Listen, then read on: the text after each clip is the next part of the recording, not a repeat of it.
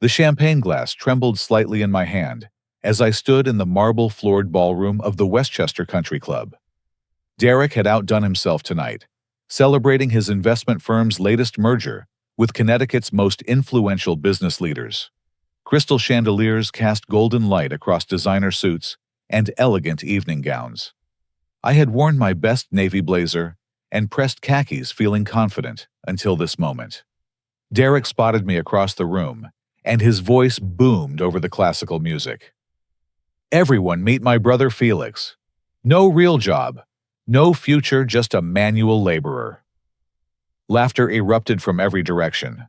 Our parents, Margaret and Robert, chuckled along with the crowd. The humiliation burned through my chest, but I refused to flinch. I lifted my glass higher, smiled calmly, and declared clearly, "Cheers. This is the last time any of you will see me." The room fell completely silent as I walked out. Rain hammered against my windshield as I drove through the winding back roads of Connecticut, my hands gripping the steering wheel until my knuckles turned white.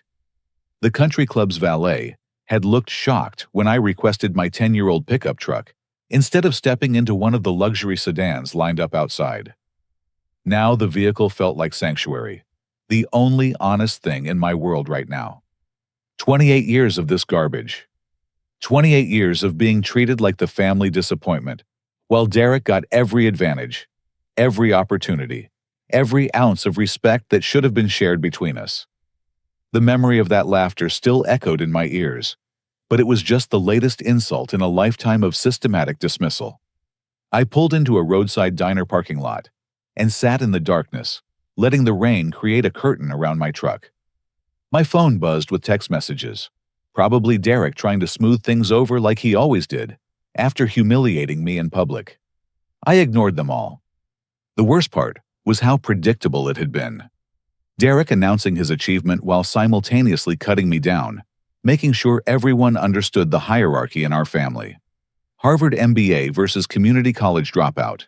Investment banker versus electrician. Success versus failure according to their narrow definition. But they had no idea what failure actually looked like. Derek had been the chosen one since we were kids. Christmas morning, 1997, when I was 12, and he was 15. He unwrapped a top-of-the-line computer, while I got a pair of work gloves and a toolbox. Mom had smiled sweetly and said, "We thought you'd appreciate something practical, Felix." Even then, they were steering me toward a path they considered beneath their ambitions for Derek. High school graduation came with the same pattern. Derek got a new BMW and a celebration dinner at the finest restaurant in town. I got handshakes and suggestions that trade school might be a good fit for someone with your hands-on abilities. They made manual labor sound like a consolation prize instead of a respectable career choice. Derek's wedding 3 years ago had been the pinnacle of family favoritism. He chose his college roommate as best man instead of me, his only brother. I stood in the back row of family photos, wearing a rented tuxedo, while Derek's fraternity brothers occupied places of honor. Margaret had pulled me aside that day and whispered, "You understand, don't you?" Honey, Derek wanted his closest friends up there with him. The message was clear: I wasn't close enough to matter. My apartment in Bridgeport felt worlds away from Derek's sprawling colonial mansion in Greenwich. While he entertained clients in his home theater and wine cellar, I lived in a modest 2-bedroom place above a bakery. The scent of fresh bread drifted up through my floors every morning, reminding me that some people built things with their hands, instead of shuffling money around computer screens. Tonight's humiliation had been different, though. More public, more calculated, more final. Derek had wanted to establish dominance in front of his business associates, and I had provided the perfect foil. The successful brother and his loser sibling, a story as old as Cain and Abel. But this time, I was done playing the role they had written for me. My phone rang, interrupting my brooding. Jake's name appeared on the screen, and I answered immediately. "Felix, where are you?" "We just got the call from Senator Carter's office. The government contract came through. $50 million for the military base installations. We did it, man. We actually did it." The irony hit me like lightning. While Derek was celebrating his merger with champagne and empty congratulations, I had just landed the biggest contract in my company's history. The same company that my family had no idea existed. "I'll be there in 20 minutes," I told Jake, starting my engine. The rain began to clear as I pulled back onto the highway, and for the first time in hours, I smiled genuinely. Derek and his investment banker friends thought they understood success. They measured worth in stock portfolios and networking events, never realizing that real wealth came from building something meaningful with your own vision and determination. They were about to learn the difference between playing with money and creating actual value, and I was going to enjoy every minute of their education. 3 months had passed since that humiliating night at Derek's merger party, and I hadn't spoken a single word to any member of my family. No returned phone calls, no text message responses, no acknowledgement of their existence whatsoever. My absence had created a void that grew more uncomfortable for them with each passing week, but I felt nothing but relief. This morning, I stood on the observation deck of my company's headquarters in Stamford, watching 47 employees arrive for another day of building the future of renewable energy. Apex Electrical Solutions occupied an entire floor of a glass office building, overlooking Long Island Sound, a far cry from the small garage where Jake Thompson and I had started this venture 5 years ago. Jake burst through my office door without knocking, carrying a stack of patent documents, and wearing the biggest grin I'd seen in months. His MIT dropout background had always made him sensitive about credentials, but his engineering genius spoke louder than any degree ever could. The patent office approved all 3 applications, he announced, dropping the papers on my desk. The mounting system, the efficiency optimizer, and the installation robotics. Felix, we're sitting on technology that's going to revolutionize the entire solar industry. I picked up the documents, feeling the weight of years of secret development and testing. While Derek had been shuffling other people's money around Jake, and I had been solving actual problems. Our solar panel mounting system reduced installation time by 60% compared to traditional methods. The efficiency optimizer increased energy output by 40% through intelligent tracking and positioning. The installation robotics eliminated the need for dangerous rooftop work while improving precision. Lisa Rodriguez knocked on the doorframe and entered with her laptop. As our lead electrical engineer, she had been instrumental in turning our theoretical concepts into practical applications. Her background included degrees from Stanford and 10 years of experience with major energy corporations before she took a chance on our startup. The venture capital presentations are scheduled for next week. She reported, settling into one of the leather chairs facing my desk. Goldman Sachs, Morgan Stanley, and Kleiner Perkins all want to see our technology demonstrations. The preliminary valuations are starting at $200 million. $200 million. The number would have seemed impossible just a few years ago when I was working as a journeyman electrician, but systematic innovation and relentless focus had built something extraordinary. While my family saw only a manual laborer, the business world was beginning to recognize a visionary. Sam Bradley appeared in the doorway, still wearing his hard hat from the construction site. As my foreman and oldest friend in the trade, Sam had watched this company grow from a 2-person electrical contracting service into a technological powerhouse. His loyalty had never wavered, even when other opportunities offered easier paths. The military base project is ahead of schedule, Sam reported with obvious pride. The installation crews are adapting to the new robotics faster than we projected. General Morrison called this morning to express his appreciation for our professionalism and innovation. Diana Walsh arrived shortly after Sam, carrying her briefcase and wearing the confident expression that made her one of the most respected patent attorneys in Connecticut. She had guided us through the complex intellectual property landscape, ensuring our innovations received maximum protection. The licensing offers are pouring in, Diana announced, opening her briefcase to reveal several thick contracts. General Electric wants exclusive rights to the residential market. Tesla is interested in the automotive applications. Ford is exploring integration with their electric vehicle charging systems. I leaned back in my chair, surveying the team that had believed in this vision when nobody else would. These people understood that innovation came from identifying real problems and engineering elegant solutions. They measured success in patents filed, contracts completed, and technological breakthroughs achieved. My computer chimed with an email notification. The sender was someone I hadn't heard from in years. Patricia Mills, a venture capitalist who specialized in renewable energy investments. Her message was brief, but significant. Felix, I've been following your company's progress through industry publications. Your solar technology is generating considerable excitement among our investment partners. I would like to schedule a meeting to discuss potential collaboration opportunities. Best regards, Patricia.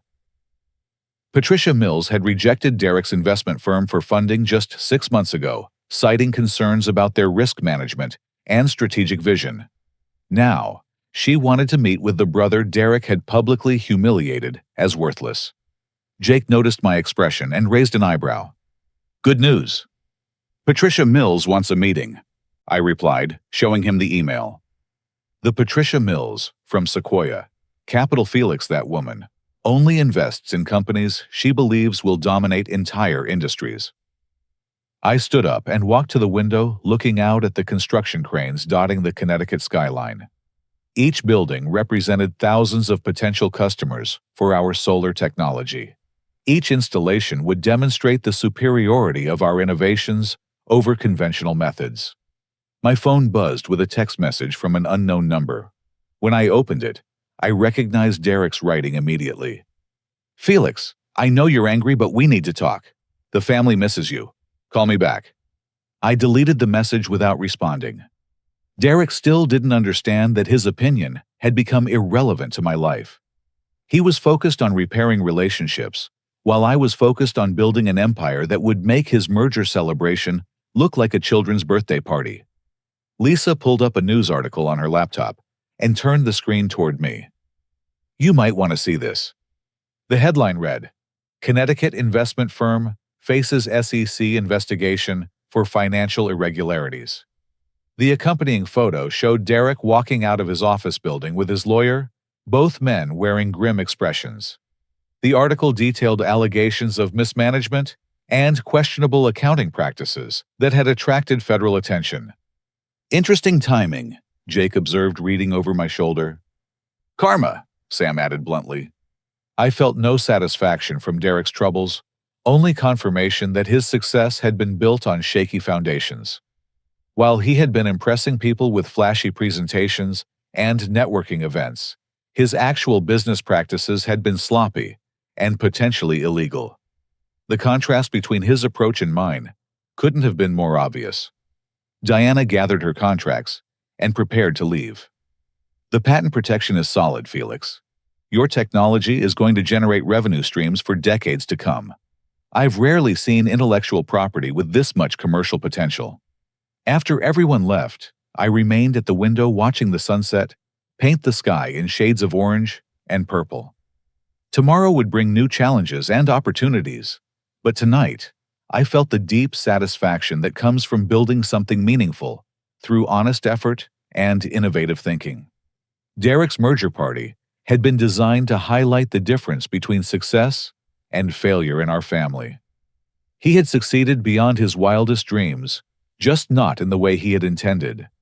6 months had passed since I walked out of Derek's merger party, and the silence from my end had become deafening for my family. But while they struggled with my absence, I had been methodically positioning myself within Derek's own professional network, revealing truths that his polished presentations had carefully concealed. The Connecticut Business Leaders Forum met monthly at the Marriott in Hartford, bringing together executives, entrepreneurs, and investors from across the state. Derek had been a regular attendee for years, using these gatherings to build relationships and attract potential clients. He had no idea that I had quietly joined 6 months ago, recommended by Patricia Mills after our successful meeting. I adjusted my navy suit jacket and entered the hotel ballroom, scanning the crowd for familiar faces. These networking events had taught me valuable lessons about influence and reputation. Success wasn't just about having great technology. It was about having the right people know about your achievements and trust your judgment. Kevin Murray spotted me from across the room and walked over with a broad smile. As a veteran of the construction industry, Kevin controlled millions of dollars in infrastructure projects throughout New England. More importantly, he remembered when I had helped his company solve a complex electrical problem 5 years ago, saving them from a costly lawsuit. "Felix, I heard about your government contract. $50 million for military solar installations. Impressive work." "Thank you, Kevin. Innovation pays off when you focus on solving real problems instead of chasing quick profits." Speaking of quick profits, Kevin lowered his voice. "I've been hearing some concerning things about your brother's investment firm. SEC investigations, client complaints, questionable accounting practices. You might want to distance yourself from that situation." I nodded thoughtfully. Family relationships can be complicated, but business is business. I appreciate the heads up. Tom Harrison approached our conversation looking nervous and agitated. As Derek's business partner, Tom had been frantically trying to manage the crisis that their firm was facing. His usual confidence had been replaced by the desperate energy of someone watching his career crumble. "Felix, I didn't know you attended these meetings," Tom said, extending his hand with forced enthusiasm. "I've been coming for several months now," I replied, shaking his hand professionally.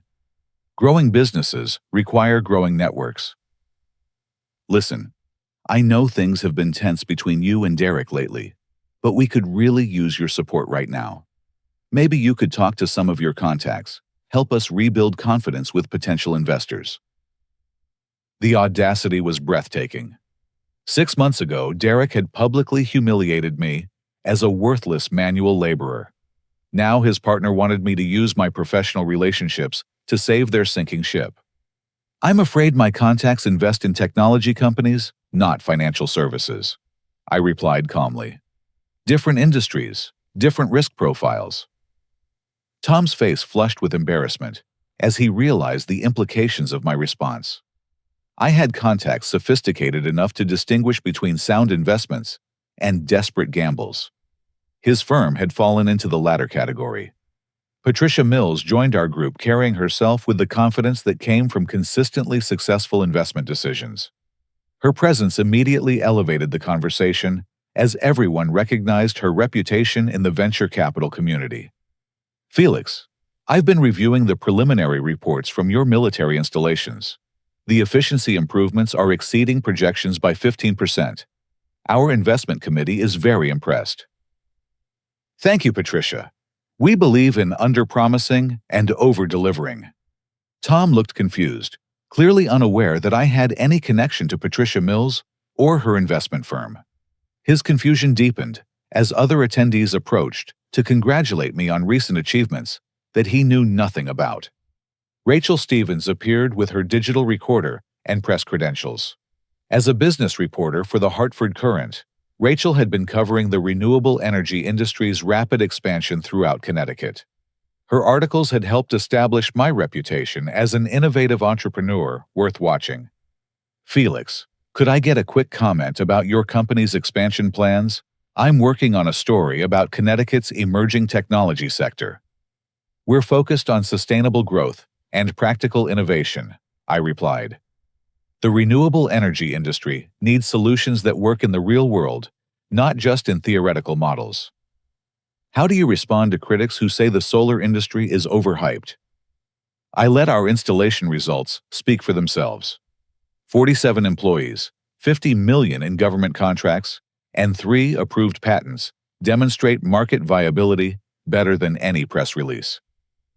Rachel scribbled notes quickly, then turned to Tom with a pointed question. "Mr. Harrison, how do you reconcile your firm's recent SEC investigation with your claims of ethical business practices?" Tom stammered through an inadequate response, while I excused myself to speak with other attendees. The contrast between his defensive posture and my confident engagement was stark and obvious to everyone watching. Marcus Taylor intercepted me near the refreshment table. As a former client of Derek's firm, Marcus had lost significant money during their recent difficulties and was actively seeking new investment advisors. Felix, I had no idea you were Derek's brother when I first heard about your company. The family resemblance isn't obvious. We've followed different paths in life, I replied diplomatically. I'll say, Derek promised me consistent returns and delivered consistent losses. Meanwhile, you're revolutionizing an entire industry.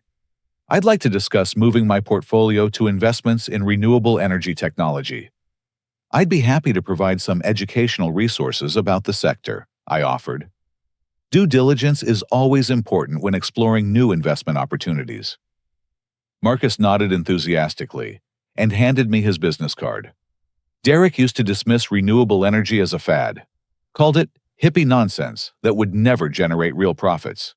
Looks like he was wrong about that too. The irony was perfect.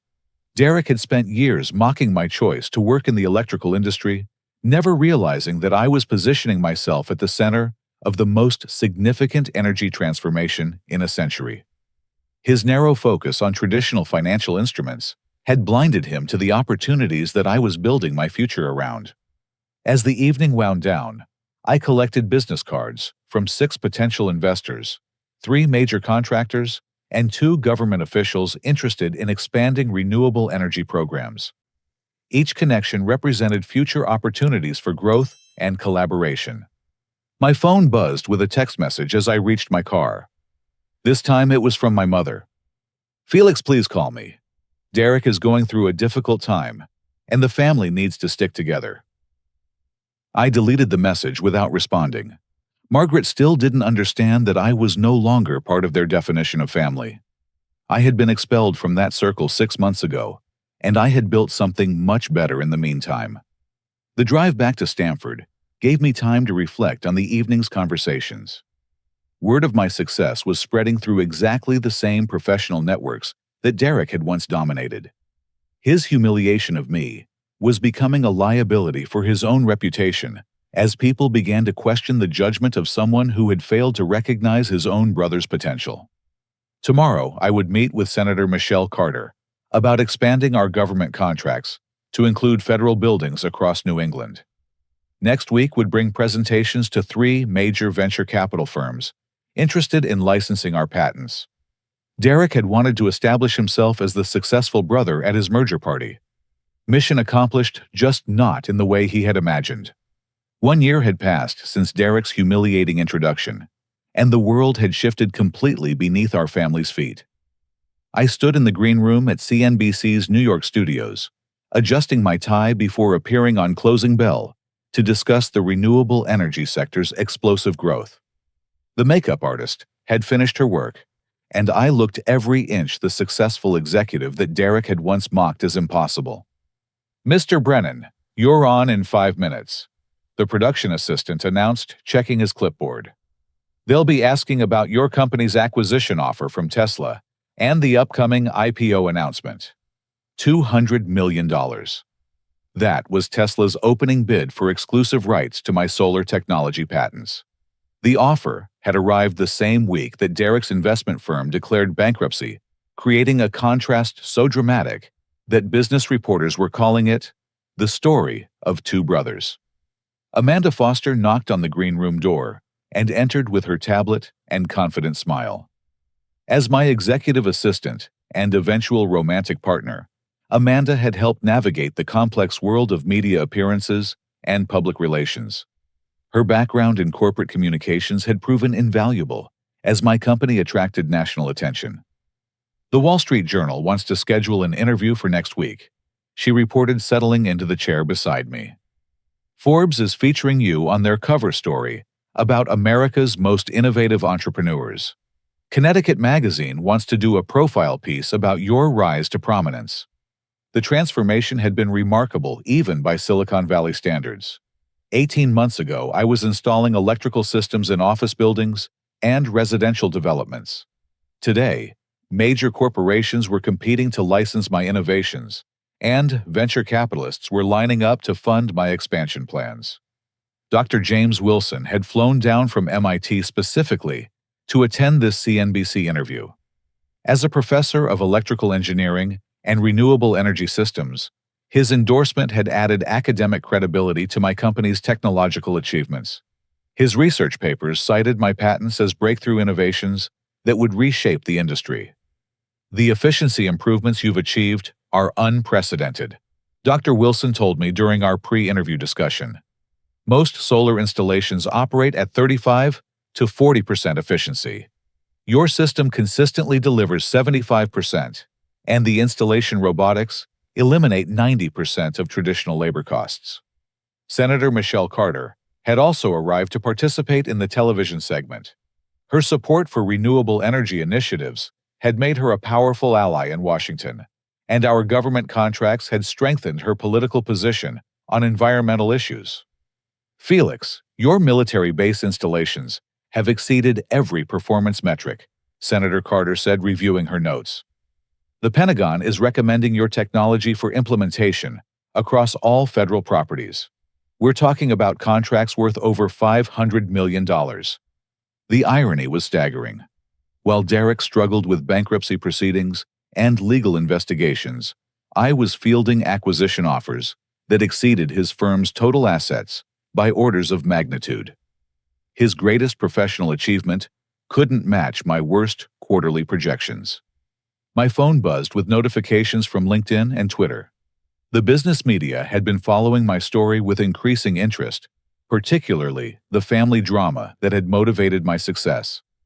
Derek's public humiliation of me had become a cautionary tale about recognizing talent and treating people with respect. 5 years ago, Felix Brennan was installing electrical systems for minimum wage, the Wall Street Journal had written. Today, he owns patents worth more than some Fortune 500 companies. His brother, meanwhile, faces SEC sanctions and potential criminal charges for financial fraud. The production assistant returned to escort me to the studio. As we walked through the corridors, I could see monitors displaying stock market information and breaking news. My company's logo appeared briefly on a ticker, showing the day's most active technology investments. The interview went smoothly, with questions about innovation, entrepreneurship, and the future of renewable energy. I spoke confidently about market opportunities and technological breakthroughs, presenting myself as someone who understood both the technical and business aspects of building a successful company. Mr. Brennan, some people might say you've had meteoric rise to success, the host observed. What drives your innovation and ambition? I believe in solving real problems with practical solutions, I replied. The renewable energy sector needs technology that works reliably in real-world conditions, not just laboratory demonstrations. We focus on engineering excellence and customer satisfaction. Your family background is interesting. Your brother worked in investment banking before his recent legal troubles. Did that influence your decision to pursue technology rather than financial services? I smiled calmly. Different people have different strengths and interests. I've always been drawn to building things rather than just moving money around. The electrical industry gave me hands-on experience that proved invaluable when developing new technologies. After the interview, Amanda and I walked through Midtown Manhattan toward our hotel. The energy of New York City felt appropriate for celebrating another milestone in my company's rapid expansion. Street vendors, taxi drivers, and construction workers represented the kind of honest labor that my family had once considered beneath their aspirations. The interview went perfectly. Amanda observed, linking her arm through mine. You projected confidence without arrogance, expertise without condescension. The audience will trust you. Thank you. Media training has been one of the more challenging aspects of this transition. My phone rang with a call from Jake back in Connecticut. Felix, you need to see the afternoon news coverage. Derek was arrested outside his office building about 2 hours ago. Federal agents handcuffs the whole thing. It's all over the local stations. The news hit me with unexpected complexity. Despite everything Derek had done, he was still my brother, and seeing him face criminal charges brought no satisfaction. His choices had led to these consequences, but our family would suffer along with him. What are the charges? I asked. securities fraud, money laundering, and conspiracy to defraud investors. The indictment alleges that he was operating a Ponzi scheme disguised as legitimate investment services. Felix. They're saying he stole over $20 million from clients. $20 million stolen from people who trusted him with their life savings. The scope of Derek's crimes exceeded anything I had imagined, even during our family's worst conflicts. His arrogance and entitlement had escalated into outright criminality. Amanda squeezed my arm supportively. I'm sorry, Felix. I know this is complicated for you. Family is always complicated, I replied, pocketing my phone.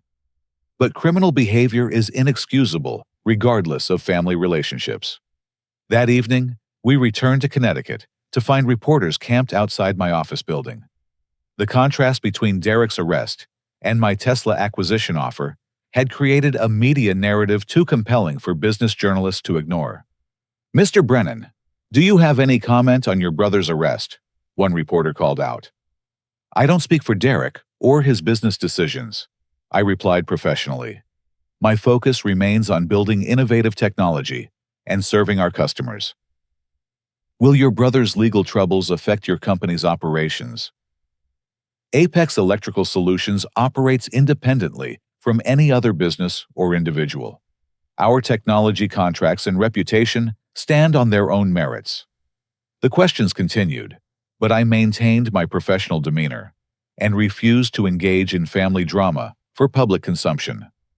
Derek's choices had created his problems, and my success had been earned through legitimate innovation and hard work. Later that night, in the privacy of my office, I allowed myself to process the day's events. Derek's arrest represented the culmination of years of poor judgment and ethical shortcuts. My Tesla acquisition offer represented the validation of years of disciplined innovation and authentic value creation. The reversal of fortune was complete. Derek had peaked at his merger party, celebrating an achievement built on fraudulent foundations. I had bottomed out that same night, publicly humiliated by someone whose opinion I had mistakenly valued. Now, Derek faced prison time while I fielded acquisition offers from the world's most innovative companies. Justice had been served not through revenge or manipulation, but through the simple progression of authentic work toward meaningful goals. 18 months had passed since that devastating night at Derek's merger party, and the transformation in our family's understanding of success had become impossible to ignore. I sat in my corner office at Apex Electrical Solutions, reviewing the preliminary paperwork for our initial public offering, while CNBC played my latest interview on the wall-mounted television. The 60 Minutes segment had aired 3 weeks ago, featuring my company as a prime example of American innovation and entrepreneurship. Leslie Stahl had interviewed me about the journey from manual laborer to technology executive, exploring the role that family dynamics had played in motivating my success. The piece had generated over 5 million online views and hundreds of industry partnership inquiries. Margaret had called my office 17 times since the broadcast aired, each message more desperate than the last. My assistant Amanda had been instructed to take detailed notes, but not to interrupt my schedule with family communications. The messages revealed a growing panic as my parents began to comprehend the magnitude of what they had dismissed and lost. Felix, this is your mother. I saw you on television last night. I had no idea about your company or your success. Please call me back. We need to talk. The progression of her voicemails told a story of dawning realization and mounting regret. By the 15th message, Margaret was openly crying as she begged for any form of communication from her estranged son. Robert's messages were shorter, but equally revealing. Son, I watched your interview with great pride. You've accomplished something extraordinary. I hope we can discuss it soon. Pride. The word felt hollow, coming from someone who had spent years dismissing my potential and mocking my choices. Robert's pride was worthless, now arriving only after external validation had made it safe to express. Derek's situation had deteriorated rapidly following his arrest. Federal prosecutors were seeking a 20-year prison sentence for securities fraud, money laundering, and conspiracy charges. His wife Jennifer had filed for divorce and moved to her parents' house in California with their children. The Greenwich mansion was being liquidated to pay legal fees and victim restitution. Local newspapers had covered the dramatic fall from grace, with headlines that captured the public's fascination with the story. From merger celebration to federal indictment, the rise and fall of Derek Brennan. Meanwhile, business publications were profiling my success with headlines like, "The brother who built an empire, Felix Brennan's renewable energy revolution." The contrast had become a teaching case study at business schools across the country. Harvard Business School was developing a curriculum around our family story, examining how different approaches to ethics innovation and relationship building had produced such divergent outcomes. Dr. Sarah Chen from Harvard had interviewed me for her research focusing on the psychological and strategic factors that had enabled my success, despite family opposition and public humiliation. Your response to that merger party incident demonstrates remarkable emotional intelligence, Dr. Chen had observed. Rather than pursuing revenge or destruction, you channeled your anger into constructive innovation. That's a rare quality among entrepreneurs. Revenge would have been a waste of energy, I had replied. Building something meaningful was more satisfying than tearing someone else down. Amanda entered my office, carrying the latest batch of media requests and investment proposals. As my executive assistant and romantic partner, she had witnessed the family drama from a professional distance that provided valuable perspective. "Your mother called again," Amanda reported, settling into the chair across from my desk. She was crying, asking if there's anything she can do to repair the relationship. She mentioned wanting to attend our engagement announcement next month. The engagement had been another milestone that my family learned about through media coverage, rather than personal communication.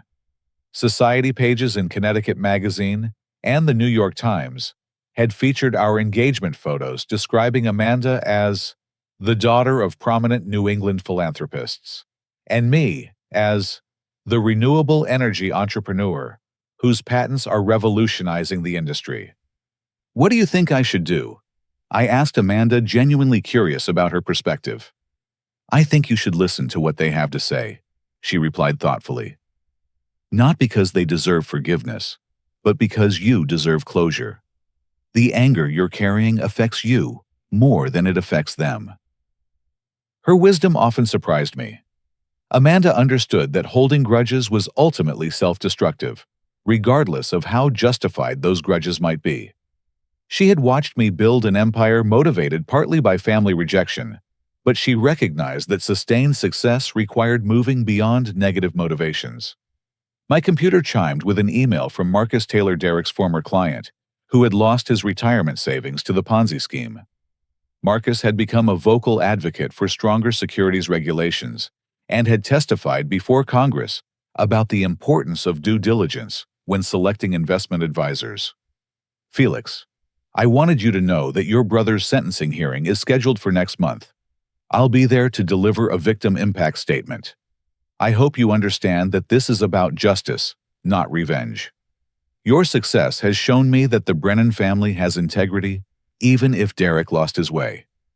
The email reminded me that Derek's crimes had hurt real people with real consequences. Elderly couples had lost their life savings. Young families had seen their children's college funds disappear. The scope of the damage extended far beyond our family's personal drama. Jake knocked on my door and entered with his laptop, wearing the excited expression that usually meant breakthrough news. "The Tesla acquisition talks are moving faster than expected," he announced. "Elon wants to meet with us next week to finalize terms. $250 million for exclusive licensing rights, plus royalty payments based on installation volume. $250 million. The number still felt surreal, even after months of negotiations. 5 years ago, I had been working for $15 an hour installing electrical systems.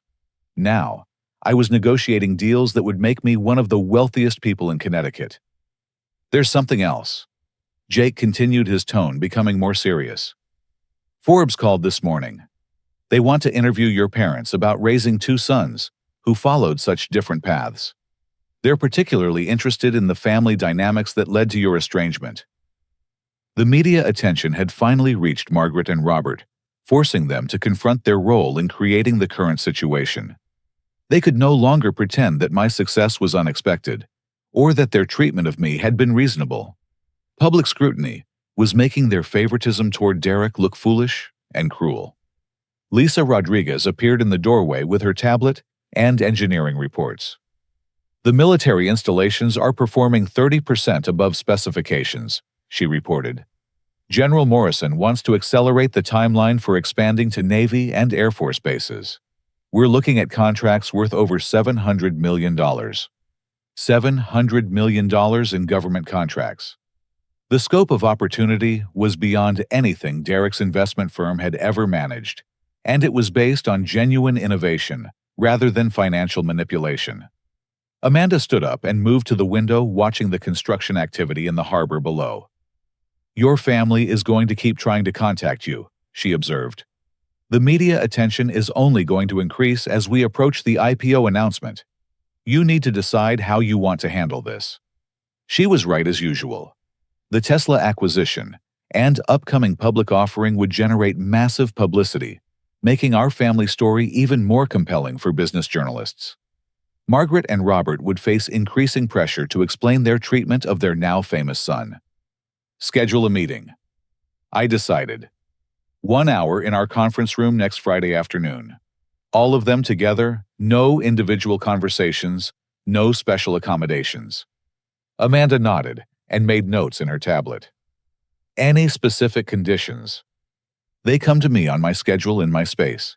They get one opportunity to explain themselves, and then we move forward, based on what they say. The decision felt right. I had built something extraordinary despite their lack of support, and now they wanted to be associated with that success. Whether they deserved that association would depend on their willingness to acknowledge their mistakes and demonstrate genuine change. Derek's humiliation of me at his merger party had been designed to establish hierarchy and dominance. Now the hierarchy was clear, just not in the way he had intended. The difference was that I had earned my position through authentic achievement, rather than inherited advantage or fraudulent schemes. Justice had been served, but the final chapter of our family story remained to be written. 2 years had passed since Derek's merger party humiliation, and the morning of our family meeting arrived with all the weight of accumulated grievances and unspoken truths. I stood at the windows of our conference room, watching my parents' sedan pull into the parking lot of Apex Electrical Solutions headquarters. Derek emerged from the passenger seat, wearing an ill-fitting suit that spoke to his reduced circumstances, while Jennifer followed reluctantly behind. Amanda had arranged the meeting with military precision. Conference Room B overlooked the harbor, with our patents displayed in frames along the walls, and recent business magazine covers, featuring our company prominently positioned on the central table. The Tesla acquisition paperwork sat in a neat stack beside my chair, representing more money than Derek's firm had ever managed in its entire existence. Margaret entered first, her eyes immediately taking in the expensive furnishings and technological displays. She had aged visibly since our last encounter, with new lines around her eyes and a defeated posture that suggested months of sleepless nights. Robert followed, attempting to project confidence, but clearly overwhelmed by the professional environment his son had built. Derek looked broken. Prison awaited him in 6 weeks, following his guilty plea to federal fraud charges. The arrogant investment banker, who had publicly humiliated me, had been replaced by a hollow-eyed man, facing the consequences of his choices.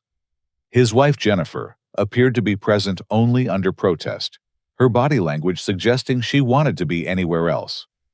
"Please sit down," I said, gesturing toward the chairs arranged across from my position at the head of the table. Amanda remained standing near the door, taking notes and ensuring we wouldn't be interrupted. "Felix," Margaret began, her voice trembling with emotion, "we've made terrible mistakes. I don't know how to begin apologizing for the way we've treated you." "Start with honesty," I replied calmly. "No excuses, No justifications, just acknowledgement of what actually happened. Robert cleared his throat and leaned forward. We favored Derek from the time you were children.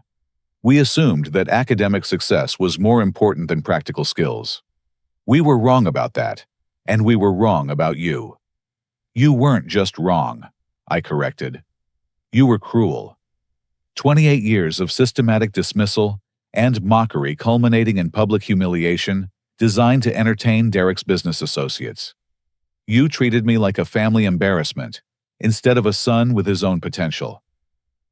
Derek finally spoke, his voice barely above a whisper. I sabotaged your college applications. The confession hung in the air like a physical presence. I had suspected something like this for years, but hearing Derek admit it still felt like a punch to the stomach. What do you mean? I asked, though I already understood. Senior year of high school. You had applied to electrical engineering programs at 3 universities. I told the admissions counselors that you had cheated on your SATs and that the family couldn't afford tuition. I wanted to make sure you went to community college instead of competing with me academically. The revelation explained so much. My test scores and grades had qualified me for engineering programs, but the acceptance letters had never arrived. Instead, I had enrolled in the local community college's electrical technology program, assuming I wasn't smart enough for university study.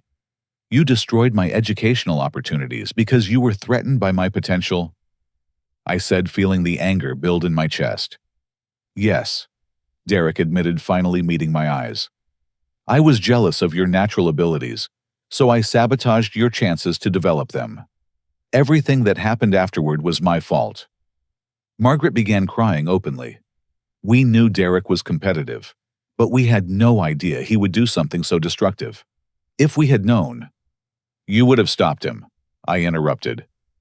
Or would you have convinced yourselves that community college was better for me anyway?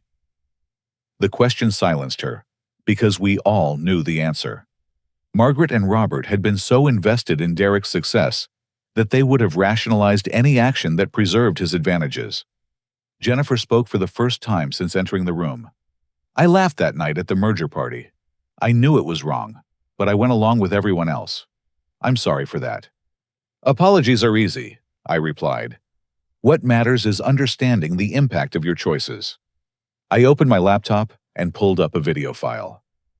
Derek, do you remember what you said that night? Felix, please don't. Do you remember? I pressed. Yes, I remember. I clicked play, and Derek's voice filled the conference room. Everyone meet my brother Felix. No real job, no future, just a manual laborer. The laughter that followed sounded even more cruel in the context of our current circumstances. I've listened to this recording hundreds of times over the past 2 years. I told them. Not to torture myself, but to remember why I was working 18-hour days to build this company. Your mockery became my motivation. Robert was staring at the Tesla acquisition paperwork, his face pale with recognition of the numbers involved. $250 million, he said quietly.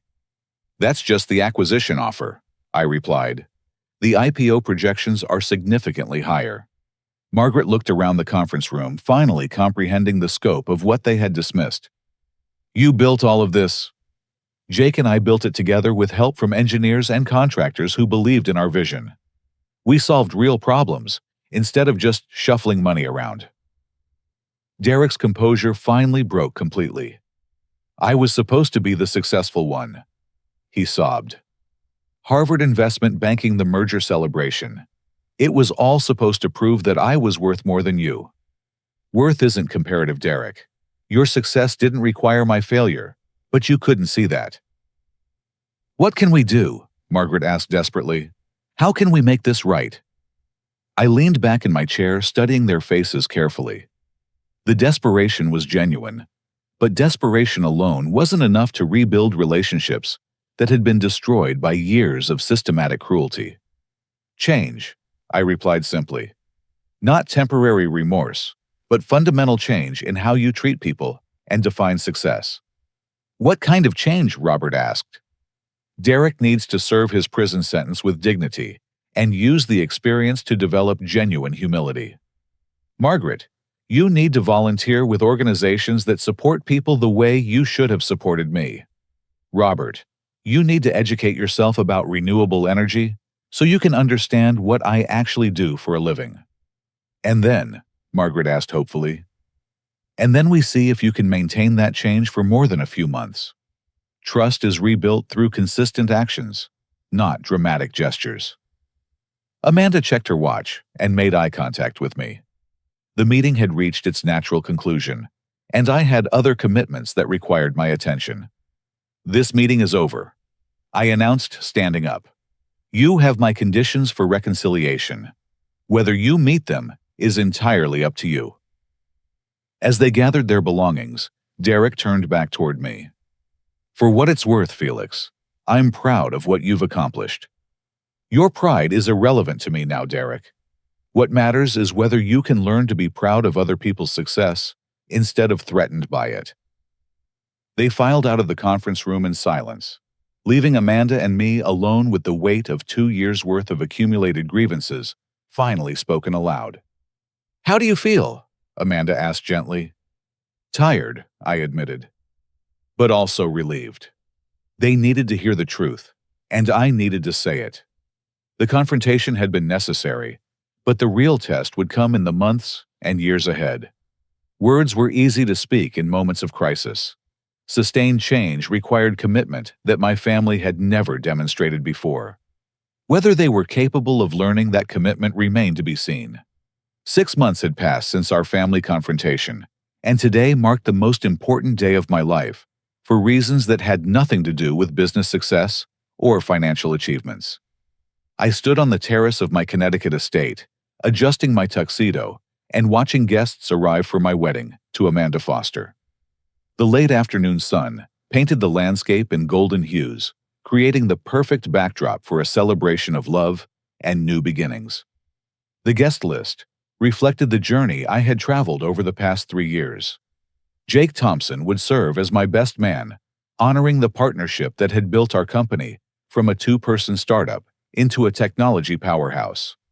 Dr. James Wilson from MIT had flown down to attend, along with Senator Michelle Carter, Patricia Mills, and dozens of other business leaders who had supported our innovations.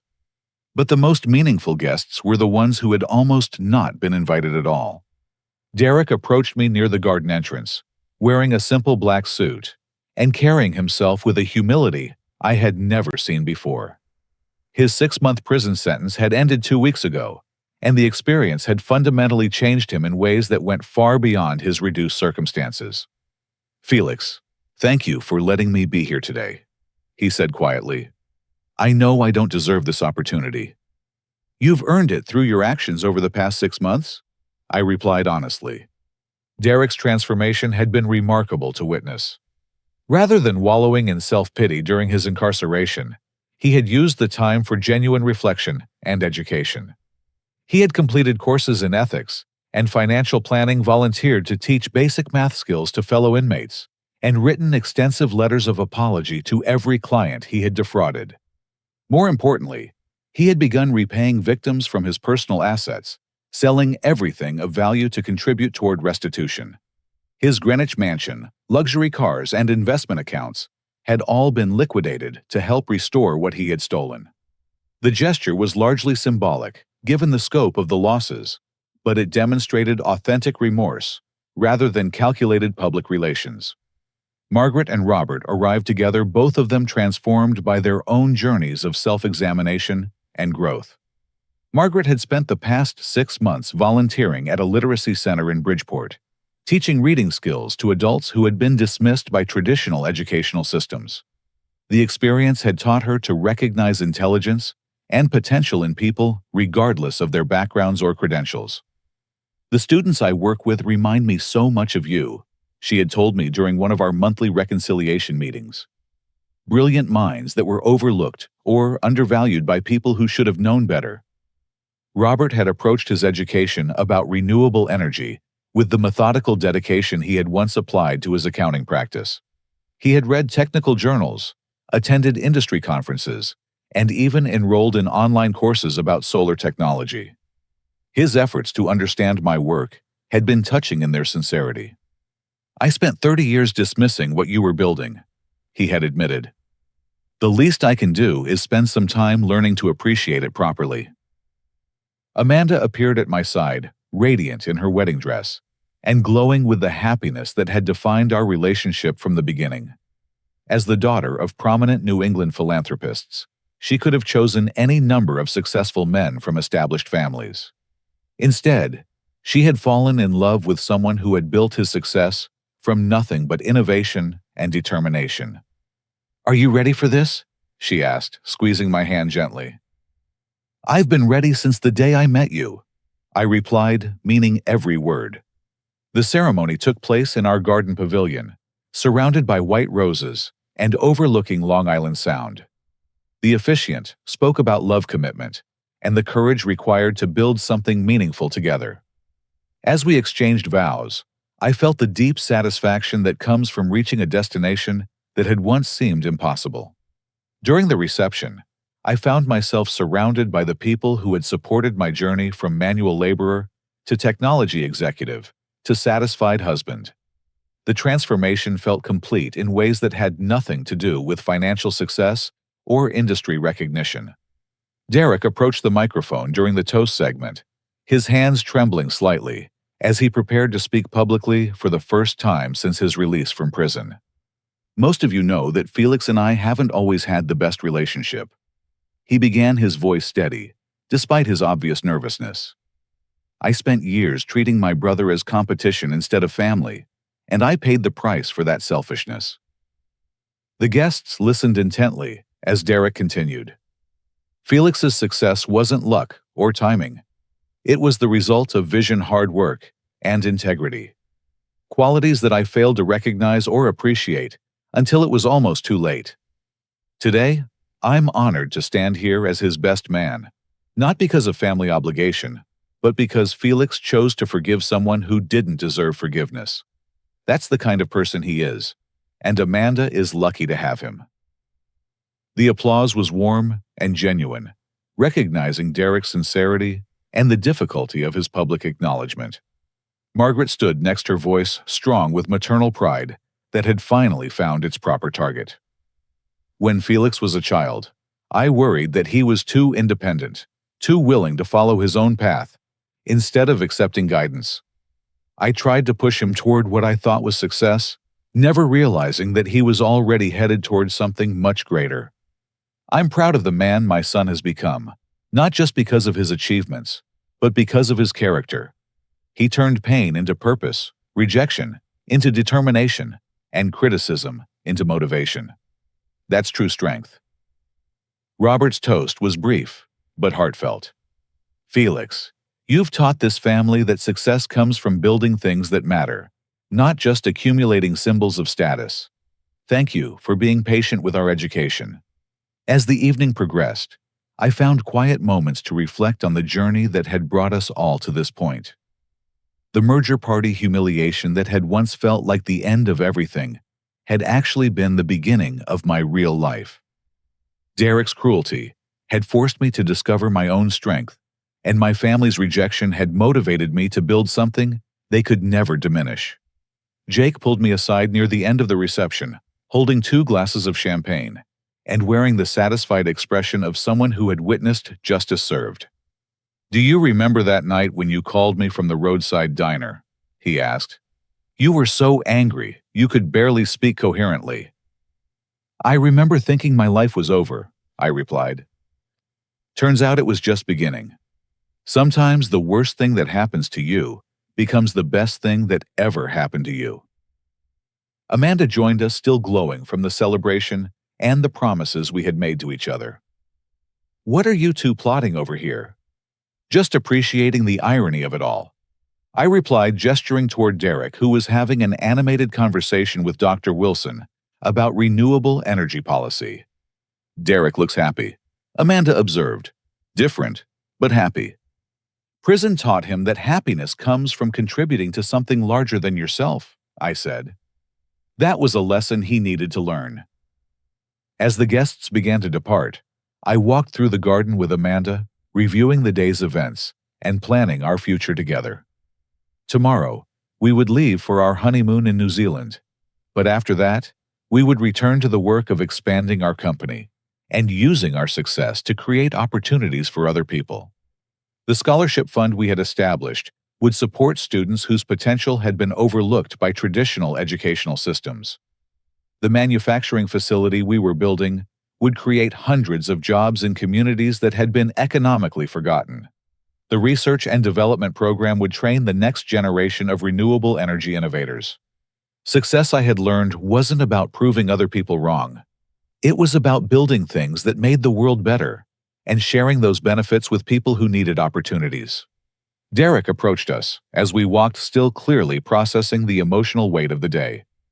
"Felix, I know I've said this before, but I need to say it again. I'm sorry for everything.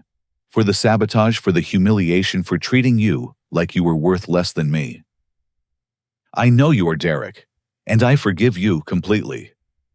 "How?" he asked, genuinely puzzled. "How do you forgive someone who did what I did to you?" "Because holding on to anger would have prevented me from building all of this," I replied, gesturing toward our estate, our guests, and our family's restored relationships. "Forgiveness isn't about what you deserve. It's about what I need to be happy. What I need now is for you to become the person you were always capable of being." Derek nodded, understanding the challenge and responsibility that forgiveness carried with it. As Amanda and I watched the last guest depart, I felt the deep satisfaction that comes from completing a long journey and arriving at exactly the right destination. The pain of that merger party humiliation had been transformed into the joy of this wedding celebration, with family relationships restored and future possibilities unlimited. The manual laborer with no real job and no future had become a technology executive with patents worth hundreds of millions of dollars, and a wife who believed in his potential from the beginning. But more importantly, he had become someone who could forgive his family's mistakes, while never forgetting the lessons those mistakes had taught. Tomorrow would bring new challenges and opportunities, but tonight belonged to celebration, gratitude, and the profound peace that comes from knowing that justice and love can coexist in the same story. Have you ever had to rebuild a relationship after someone seriously hurt you? What does forgiveness look like in your own family? I'd love to hear your thoughts in the comments below. If this story resonated with you, please like this video and share it with someone who might benefit from hearing about second chances and personal transformation. Don't forget to subscribe for more stories about overcoming adversity and finding success on your own terms. Thank you for joining me on this journey, and I hope you find the courage to pursue your own dreams, regardless of what others might think about your potential.